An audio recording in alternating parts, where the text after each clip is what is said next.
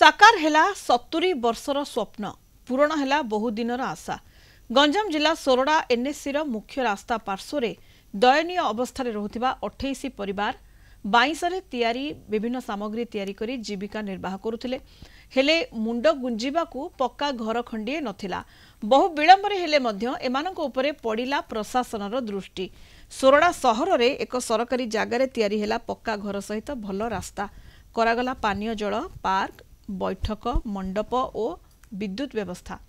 मंत्री गोकुलानंद मल्लिक एई आदर्श कॉलोनी को उद्घाटन करी 28 परिवार को घरर चाबी सहित पट्टा प्रदान करिसेंती। एही कार्यक्रम में स्थानीय विधायक नीलमणि बिसोई, एनएससी अध्यक्ष शिवशंकर पंडा, एनएससी कार्यनिर्वाही अधिकारी उमेश चंद्र साहू उपस्थित थिले। बहुत हैरान चलुलु आमर कौन बहुत असुविधा रही किंतु आम मोदी सर तरफ आम बहुत भल घर टे पाइलु। आम के घर टी कर आज्ञा जो पाइलु बहुत बहुत खुशी लगे। आम परिवार बहुत खुशी आगुरी आठ मंडप रही छोट घर कर आज्ञा बहुत कष्ट से तलिया बहुत हैरान। बर्तमान बहुत खुशी लगुच घर द्वार सब मिला लाइन भी देती पानी भी देती लैट्रिन कर आज्ञा कहते आ किचेन रूम गोटे हम आ सीढ़ी रास्ता हम आम कर सीढ़ी रास्ता कहले आज्ञा सीढ़ी रास्ता भी करने कहते। ये जो आदर्श कॉलोनी आज प्रतिष्ठा होती दीर्घ 2 वर्ष धरी आम बहुत चेष्टा करी आपको सफल रूपायन देचु।